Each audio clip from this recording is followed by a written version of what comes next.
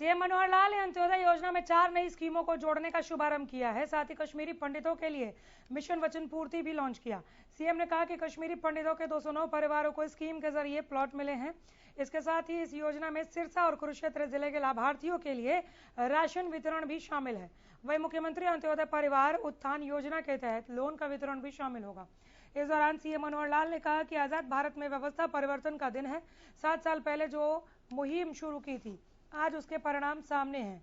वहीं सीएम ने कहा कि बहुत सी योजनाएं जो परिवार से जुड़ी हैं, पीपीपी के जरिए हम आखिरी परिवार तक पहुंचाने का काम कर रहे हैं। अब प्यासा कुएं के पास नहीं, पास जाएगा।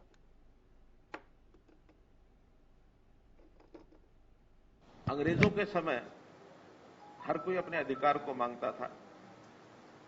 हमको ये चाहिए, हमको मिलता नहीं है।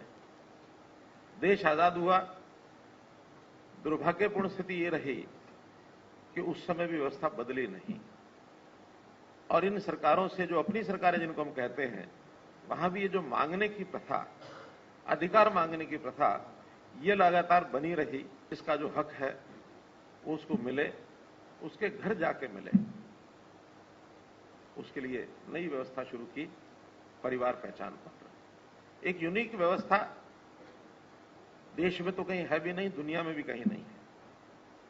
अभी तक आधार नाम से हमने सिटीजन की एक पहचान बनाई, और उसका लाभ जितना भी एक सीमित मात्रा में हमको हो रहा है।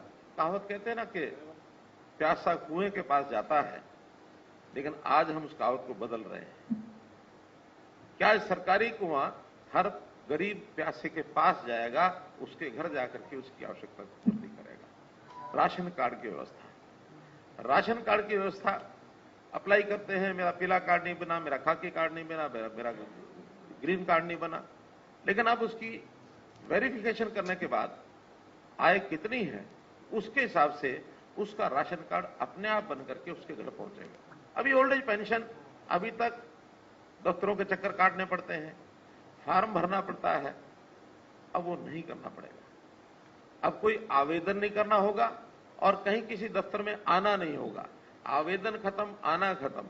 60 साल का हुआ और उसकी पेंशन उसकी आप जाकर के बन जाएगी। लाखों परिवार ऐसे हैं जिनकी कोई संभाल करता नहीं था, जो दफ्तर भटकते फिरते थे, दफ्तरों को चक्कर काटते थे। उन लाखों परिवारों की सहायता अब हमने करनी शुरू कर दी है। आज उसका ये शुभ दिन है, जिसको मैं कहता हूं कि युग परिवर्तन का ये दिन है।